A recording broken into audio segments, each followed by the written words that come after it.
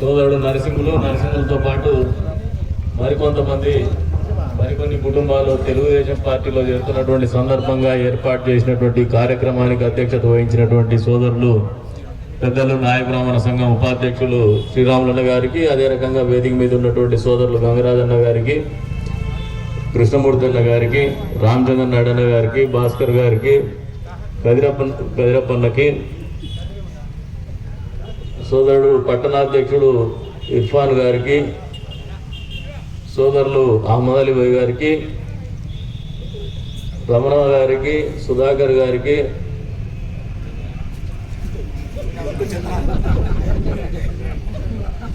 Powder చంద్ర గారికి, విచ్చేసినటువంటి weavers colony సోదరీమణులకి, Telugu Desam party మహిళా సోదరీమణులకి అందరికీ కూడా పేరు పేరున నమస్కారాలు తెలుపుకుంటూ, బాగా సుదీర్ఘమైన ఉపన్యాసం చెప్తూ వచ్చినాడు శ్రీరాములన్న, కోరిక తీర్చేసుకున్నాడు, మీటింగ్ పెట్టుకుని బాగా మాట్లాడాలనుకున్నాడు, మాట్లాడేసినాడు. ఎంత పొడుగు మాట్లాడినా ఎంత లావు మాట్లాడినా చెప్పదలుచుకునేది ఒక పాయింట్ అయితే సుస్పష్టం. ఇది పేదల పార్టీ, తెలుగుదేశం పార్టీ అనేది బడుగుల పార్టీ, బలహీన వర్గాల పార్టీ. ఈ రోజున వ్యూవర్స్ కాలనీలో ఈ రకంగా చేరుతున్నటువంటి వాళ్ళందరూ కూడా బడుగు బలహీన వర్గాల వాళ్ళే. ఇడిచిపెట్టి పోయినోడు కూడా బడుగు బలహీన వర్గాలకు చెందినటువంటి వాడు, తిక్కబట్టింది అంతే. పాపం ఆ పిల్లలు టైం బాగాలేదు, మళ్ళీ వస్తాలే ఆడిపోతాడు, తిక్కబట్టిపోయినాడు అంతే. ఈ రోజున పార్టీలో చేరుతున్నటువంటి వాళ్ళందరూ ఒకటి గ్రహించుకోండి, పేదవాడికి కానీ, వెనుకబడిన వర్గాలకు కానీ, మైనారిటీ సోదరీమణులకు కానీ, ఎస్సీ ఎస్టీలకు కానీ, ఎవరైతే దారిద్ర్య రేఖ దిగువన ఉన్నటువంటి కుటుంబాలకు కానీ, అగ్రవర్ణాల్లో ఉన్నటువంటి వాళ్ళకైనా మంచి జరిగేది తెలుగుదేశం పార్టీతోనే. ఎందుకంటే ఈ తెలుగుదేశం పార్టీ పుట్టిండేదే బడుగులు బలహీన వర్గాల వాళ్ళు, అట్టడుగు ప్రజల కోసం పుట్టినటువంటి పార్టీ ఇది. ఇదేదో స్వాతంత్రం వచ్చినప్పుడు, స్వాతంత్ర పోరాటం తర్వాత వచ్చేసి కొన్ని కుటుంబాలకు, కొన్ని వర్గాలకు పరిమితమైనటువంటి పార్టీలో కాదు ఈ పార్టీ. పేదవాళ్ళు, అట్టడుగు వర్గాల వాళ్ళు, ఏమాత్రం రాజకీయ కుటుంబం నేపథ్యం లేనటువంటి వాళ్ళు ప్రాతినిధ్యం వహించడం మొదలు పెట్టడం ఎక్కడ జరిగిందంటే తెలుగుదేశం పార్టీ ఆవిర్భావంతోనే. మరి ఈ రోజున 34వ వార్డులో వీవర్స్ కాలనీలో అందరూ కూడా పేదలే ఉన్నారు. దాదాపు గ్రామాల నుంచి వచ్చిన వాళ్ళు కూడా చాలా మంది ఉన్నారు. ఇక్కడ గ్రామాల నుంచి వచ్చి ఇక్కడ స్థిరపడినటువంటి వాళ్ళు కూడా, అది మగ్గం వృత్తి చేసుకుంటుండొచ్చు, నేత వృత్తి చేసుకుంటుండొచ్చు, లేదా కూలికి పోతుండొచ్చు, కానీ అందరూ కూడా పేదలే ఉన్నారు. మరి ఈ రోజున మీరు వచ్చే వాళ్ళు కూడా మీకు అందరికి కూడా ఒకటే చెప్తున్నాను ఈ వేదిక మీద నుంచి, సార్వత్రిక ఎన్నికలు 2 నెలల కాలంలో ఉంది. ఏప్రిల్ 1వ వారమో 2వ వారమో 3వ వారంలోనో ఎన్నికలు మొదలవుతాయి, పోలింగ్ ఉంటుంది. అంటే మనకు దాదాపు కేవలం ఒక 55 రోజుల కాలం మాత్రం ఉంది. ఈ 55 రోజుల కాలంలో ఈ రోజున పార్టీలో చేరుతున్నటువంటి సోదరులకు కూడా ఒకటే చెప్తున్నా, మీరు ఇంకా ఎవరైనా పేదలు మన మీద ఆలోచన లేకుండా అవగాహన రాహిత్యంతో దూరమైనా కూడా దగ్గర చేసుకోమంటాం. ఎందుకంటే వచ్చేది మన ప్రభుత్వమే, వచ్చే తెలుగుదేశం ప్రభుత్వమే, చంద్రబాబు నాయుడు గారే ముఖ్యమంత్రి కాబోతున్నారు. ఖచ్చితంగా పేదల కోసం ఆలోచించే ప్రభుత్వం, పేదల ప్రభుత్వం ఏర్పడబోతుంది మళ్ళీ అని చెప్పి కూడా ఈ సందర్భంగా తెలియజేస్తా ఉన్నాం. ఎన్ని రకాలుగా పేద వర్గాలు ఇబ్బందులు పడుతూ వస్తున్నాయో 4.5 సంవత్సరాల కాలంలో మీరు అందరూ గమనించినారు. ఉద్యోగస్తులు ఎంత పెద్ద ఎత్తున ఇబ్బందులు పడుతున్నారో, మీరు పక్కనే బ్రాందీ షాప్ ఉంది, బ్రాందీ షాప్ దగ్గర కరోనా టైంలో ఐవార్లను తెచ్చేసి బ్రాందీ అమ్మించినటువంటి ఘనత ఈ ప్రభుత్వాన్ని, ఐవార్లతో బాత్రూములు గడిగించినటువంటి ఘనత కూడా ఈ ప్రభుత్వాన్ని.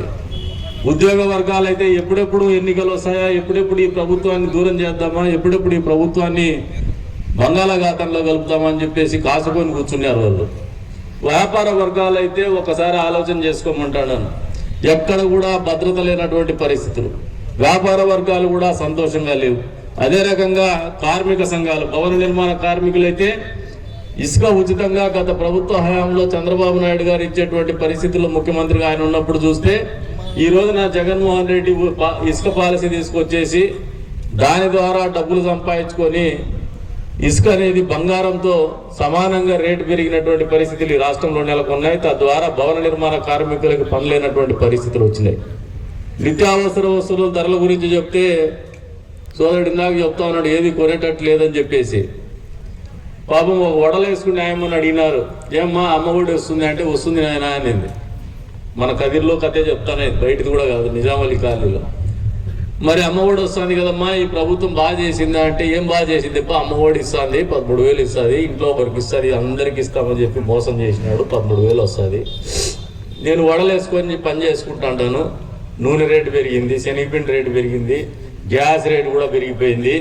ఇవన్నీ కూడా పెరిగిన తర్వాత మామూలుగా రూపాయికి 6 వడలు ఇస్తా అంటే ఇప్పుడు రూపాయికి 4 వడలు అమ్ముతాండ.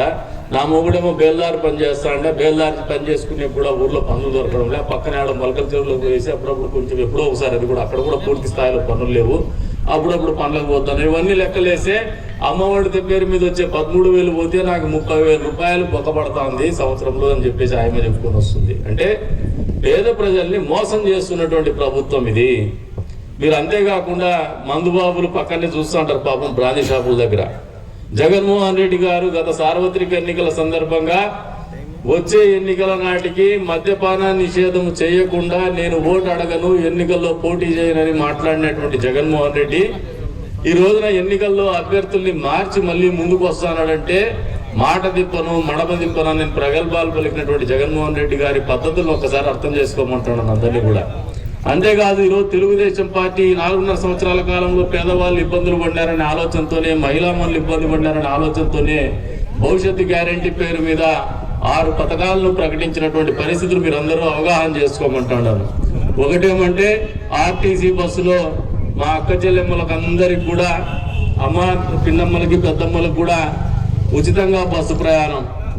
అంతే స్థాయిలో 3 గ్యాస్ సిలిండర్లు ఉచితంగా ఇచ్చేటువంటి కాటికి మద్యపాన నిషేధం చేయకుండా నేను ఓటు అడగను, ఎన్నికల్లో పోటీ చేయనని మాట్లాడినటువంటి జగన్మోహన్ రెడ్డి ఈ రోజున ఎన్నికల్లో అభ్యర్థుల్ని మార్చి మళ్ళీ ముందుకు వస్తానంటే మాట దిప్పను మడమ దిప్పను అని ప్రగల్భాలు పలికినటువంటి జగన్మోహన్ రెడ్డి గారి పద్ధతులను ఒకసారి అర్థం చేసుకోమంటున్నాను అందరినీ కూడా. అంతేకాదు ఈరోజు తెలుగుదేశం పార్టీ 4.5 సంవత్సరాల కాలంలో పేదవాళ్ళు ఇబ్బందులు పడ్డారనే ఆలోచనతోనే, మహిళామణులు ఇబ్బంది పడ్డారనే ఆలోచనతోనే భవిష్యత్తు గ్యారంటీ పేరు మీద 6 పథకాలను ప్రకటించినటువంటి పరిస్థితులు మీరు అందరూ అవగాహన చేసుకోమంటున్నాను.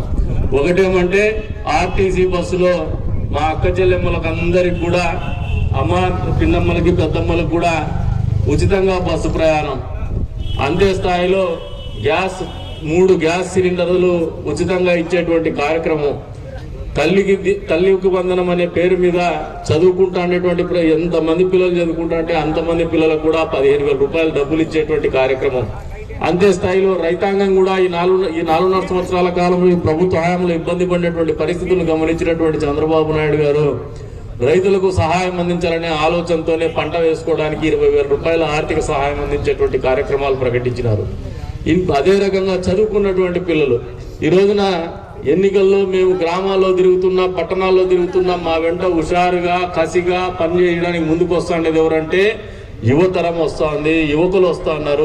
యువకులు పెద్ద ఎత్తున ఒక ఆశతో ఈ ప్రభుత్వాన్ని మార్చాలనే కసితో ఆలోచన చేస్తున్నటువంటి పరిస్థితులు గమనిస్తూ ఉన్నారు.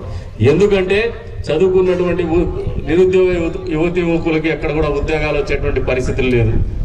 ఎక్కడైనా విదేశీ విద్యకు పోవాలంటే ప్రభుత్వం తరపున సహాయం అందేటువంటి పరిస్థితులు లేదు. అదే రకంగా ముస్లిం సోదరిమణుల ఇళ్లలో గతంలో దుల్హన్ పథకం కింద డబ్బులు ఇచ్చేటువంటి కార్యక్రమం ఉంది పేద ముస్లిం కుటుంబాలకి. మరి ఈ రోజున పేద ముస్లిం కుటుంబాలకి దుల్హన్ పథకం 1,00,000 రూపాయలు చేస్తానని చెప్పినటువంటి ముఖ్యమంత్రి 4 సంవత్సరాల కాలం దాని ఊసే ఎత్తలే. 4.5 సంవత్సరముల తర్వాత దుల్హన్ పథకం పేరు మీద ప్రకటించు 10వ తరగతి చదువుకోవాలంటాడు. ఎంతమంది చదువుకుంటారు పేదోళ్ళ ఇళ్లలో 10వ తరగతి ముస్లిం కుటుంబాల్లోనే ఆలోచన చేయమంటున్నారు. అన్ని వర్గాలను మోసం చేసినటువంటి ముఖ్యమంత్రిని తుదముట్టించాలంటే అందరూ ఏకం కావాల్సినటువంటి అవసరం ఎంతైనా ఉందని చెప్పేసి మీ అందరికీ కూడా తెలియజేస్తూ ఉన్నాను. ఎవరైతే ఈరోజు పార్టీలోకి వస్తున్నారో వాళ్ళందరూ కూడా ఒక నమ్మకంతో ఈ పార్టీలోకి రండి. మంచి జరుగుతుందని నమ్మండి. మనకు మంచి జరగకపోయినా ఈ ప్రాంతానికి కావచ్చు, అవసరమైనటువంటి పేదవాళ్ళకు కావచ్చు, ఖచ్చితంగా మంచి తిరుగుతుందనే ఆలోచనతోనే ముందుకు పోదామని చెప్పేసి కూడా మీ అందరికీ కూడా పిలుపునిస్తున్నాను. అంతేకాదు మీరు వైషమ్యాలు పెట్టుకోకుండా అందరూ కలిసికట్టుగా పనిచేయాలని చెప్పేసి కూడా ఈ వేదిక మీద నుంచి మిమ్మల్ని అందరినీ కూడా కోరుకుంటూ ఎప్పుడు కూడా తెలుగుదేశం పార్టీకి వీవర్స్ కాలనీ అనేది పెట్టని కోటగానే వస్తుంది. ఈసారి వన్ సైడ్ గా ఎలక్షన్ జరగాలని చెప్పేసి కూడా ఇక్కడ ఉన్నటువంటి నాయకులకు అందరికి కూడా, వీవర్స్ కాలనీ నాయకులందరికీ కూడా మనస్ఫూర్తిగా కోరుతున్నాను. ఆ అంకిత భావంతో, ఆ పట్టుదలతో పనిచేయమని చెప్పేసి కూడా కోరుతా ఉన్నాను. మీ బూత్ లో వన్ సైడ్ గా ఎలక్షన్ చేసి చూపించండి. గతంలో కూడా మీరు ఏం పనులు చెప్పినా చేస్తానే వచ్చినాం మేము. భవిష్యత్తులో ఇంకా మీరు కోరేటువంటి కోరికలు మీ ప్రాంతానికి ఖచ్చితంగా తెలుగుదేశం ప్రభుత్వం ఏర్పడుతోంది. కదిర్లో కూడా మనం గెలుస్తున్నాము. ఖచ్చితంగా ప్రభుత్వంలో భాగస్వాములు అవుతాము. మీరందరూ ఏం కోరినా కూడా ఈ ప్రాంతం అభివృద్ధికి మేము కట్టుబడి ఉంటామని చెప్పేసి కూడా ఈ సందర్భంగా తెలియజేసుకుంటూ, ఈ రోజున పార్టీలోకి వస్తున్నటువంటి ప్రతి ఒక్కరికి కూడా మనస్ఫూర్తిగా ఆహ్వానం పలుకుతూ, అభినందనలు తెలుపుకుంటూ సెలవు తీసుకుంటున్నాను. జై హింద్, జై తెలుగుదేశం. కందికొండ ప్రసాదన్న గారికి మనము అవకాశం ఇచ్చి మనం గెలిపించాలా, లేకుంటే 5 సంవత్సరాలకు ఒకరు వచ్చి వెళ్ళిపోయే వాళ్ళను మనము ఆశీర్వదించాలా? ఒక్కసారి మనం అందరం తెలుసుకోవాల్సిన అవసరం ఎంతైనా ఉందని చెప్పేసి కూడా ఈ సభాముఖంగా తెలియజేస్తున్నాను.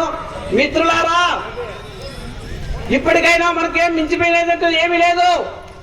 మనము గత 5 సంవత్సరాల నుండి చూస్తున్నాం. మనం పడుతున్నటువంటి బాధలు కావచ్చు, మనకు కాబడుతున్నటువంటి కష్టాలు కావచ్చు, ఈ కష్టాలన్నింటినీ కూడా మనము దిగమింగుకొని ఈ 5 సంవత్సరాలు గట్టెక్కినాం. గత 2 నెలలు మాత్రమే ఉన్నది.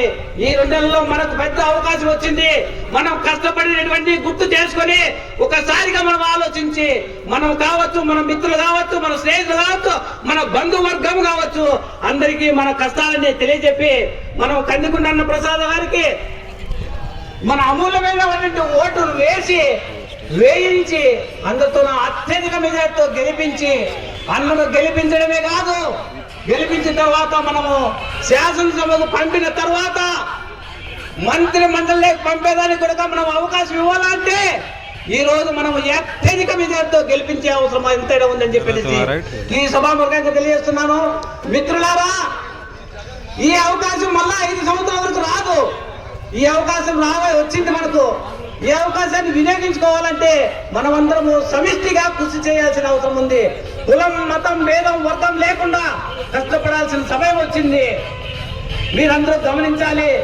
గత 5 సంవత్సరాల నుండి మనం పడుతున్నటువంటి బాధలు, ఈ రోజు మన బంధువు మన ఇంటికి వస్తే వాటికి సరైన భోజనం పెట్టే స్థితిలో లేం.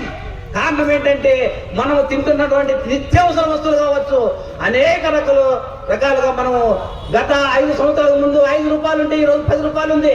కనీసం ఒక ఆయిల్ ప్యాకెట్ కొనాలంటే 180 నుండి 200 రూపాయల వరకు పెట్టాల్సి వస్తుంది. అదే కందిపప్పు కావచ్చు, ఇట్లా నిత్య వస్తువు అన్ని కూడా పెరిగిపోయాయి. మన ఇంటికి వచ్చిన బంధువులు కూడా మనం సత్కరించే స్థితిలో లేవంటే మనకు ఉన్నటువంటి ప్రభుత్వం ఎంతవరకు మనం మోసం చేస్తుందని కూడా మనము ఈ సమావేశంగా మనం అర్థం చేసుకోవాల్సిన అవసరం ఉంది.